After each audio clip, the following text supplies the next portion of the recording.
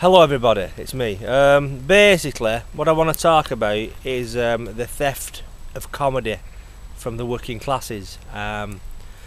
Recently I got talking to a comedian called Chris McGlade. Now I've known about Chris McGlade for quite a few years, and Chris made the transition from just being a normal mainstream club comic to he became more consciously aware and politically aware, and now he kind of like talks about, you know, world issues in the kind of in the same vein as like a Bill Hicks type of thing, but obviously not like Bill Hicks. And we had a phone conversation recently, and he kind of made me realise something that I'd suspected for a while now, that the middle classes have effectively stole comedy from the working classes. You know, when the Comedy Store came about in 1979, that was the new era of alternative comedy, which spawned Ben Elton, Alexis Sale, all these people, you know, who were more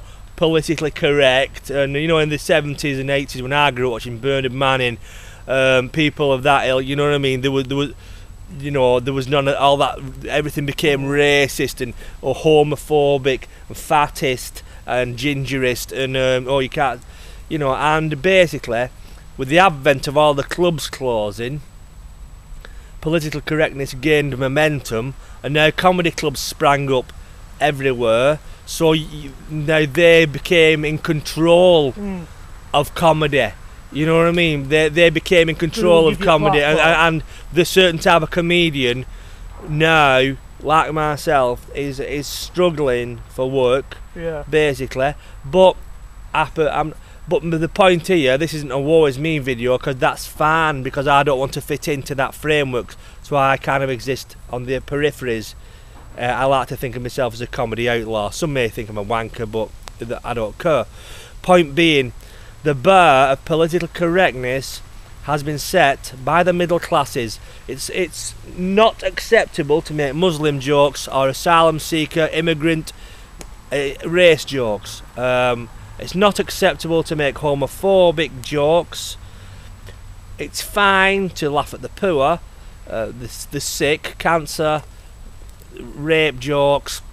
You know, it's fine to laugh at all this kind of other stuff, but it's not acceptable to do race, you know, sexuality and some other things like that. But you know, the point is, they have set that bar at what they deem acceptable. And there was a really good article recently, his name escapes me, and he was actually a Jewish fella, Ivor Dembina I think his name was, who said that alternative comedy was fueled by the hatred of the working classes. You know what I mean? It's basically class war, you know. And because you know, I've seen it myself. I've been told off some middle class promoter, people aren't going to book me because of my gypsy joke, which is very innocuous. And instead of saying gypsy, why don't I say pikey, which is like 3,000 times more offensive to a traveller. If you call them a gyppo, you know what I mean, I'm sure they'd shrug it off. If you call them a pikey, you'll get decked. You'll get fucking decked. I'd just like to know your thoughts on this, Mr. H. Well, you were right. I mean, I always found it ironic. You was like me. We remember television when there was all kinds, anything went. And who was the guy who played Alf Garnett? Was it Warren Mitch? Yes. And people used to come up to him and say, you know, oh, it's offensive that, this, that, and other. I think he's Jewish, or he was Jewish. I don't know if he's still dead. He's dead, yeah. But yeah, you're right about that. Even down to a point where people can't make jokes about their own religion. No.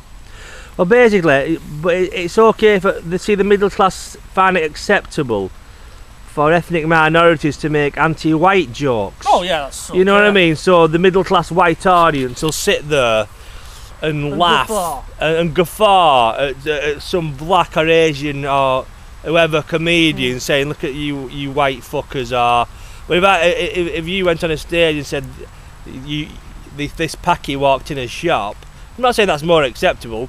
You know what I mean? And my point being, what is good for one group is good for another. but that's not the case. You know what I mean? Also, racism cuts both ways, so it knows no if a working class comedian makes a joke of race, mentioning race, he's branded a racist. But if someone like Jimmy Carr or somebody middle class does it, it's branded postmodern irony. Yeah. You know what I mean? It's about if you fucking. See, another thing why I've not gone on in that alternative world is because I'm obviously working class. You know, I look like a bricklayer or something like that. You know, with my attitude, my presence, and my mouth and accent.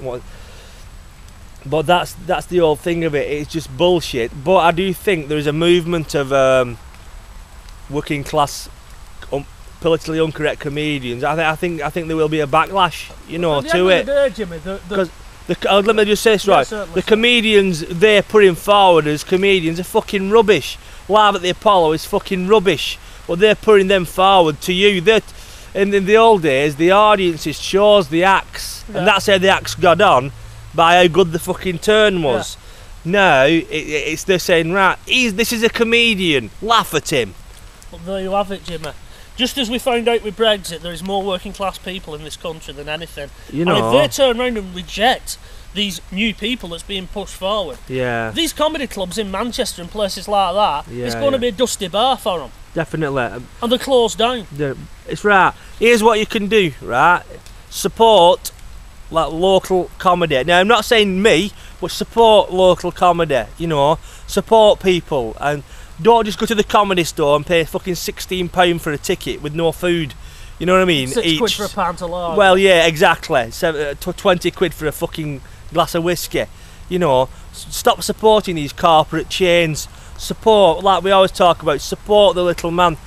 Like you said, support the markets. Support people who are trying to make a butty for themselves, not line some fucking rich cunt's pockets. I mean, we've all done it, Jimmy. I mean, I remember me and you going to Manchester once, and it was when you was into music, and we went to this place that was supposed to be the place for music. Where was it now? It's down one at Sard Streets. Right. Me and you went, and it was like 6 quid for a bottle of Budvar. Do you remember? Well, that? it's all this imported lager wank, innit? You know what I mean? It was just this bar room with some shit tables that looked like butcher's blocks. I mean, Comedy Store in London started out as a fucking strip joint. It was an old strip joint. Yeah. Right. So you could have. It doesn't matter what the fucking venue is, as long as the comedy's fucking good. You know what I mean? You're banking the fire up, sir. The fire up, sir. You know, but that's my point. Just support live entertainment. And remember that you're in control. You know, support your class. Support working class comedians. I'm not asked if you support me or not. Be honest with you, because I'll always do what I do. You know, even though I've talked to myself in the mirror with a fucking hairbrush. But you know what I mean? Fuck the middle classes. Fuck that shit. Fucking television live at the Apollo bollocks. All the acts are interchangeable, and just support fucking freedom of speech, because political correctness is killing freedom of speech. It's another form of control to keep you down. Students also have a lot to fucking answer for, sir. They support a lot of these things, believing as though they don't know. Half of the people don't realise the true agenda of political correctness is control. Yeah. It's nothing to do with, you know, it's not usually the minorities who complain. It's some fucking wishy-washy liberal twat on their behalf. Yeah. You know. Yeah, you're right, mate. But please think about this. Political correctness isn't just affecting comedy, it's affecting society as a whole, and don't support it. You shouldn't have to stop and think before you can think. No, that makes any sense. Absolutely. And that's what's coming of it. I think we'll leave it at that, Mr. Yes, H. sir, no problem.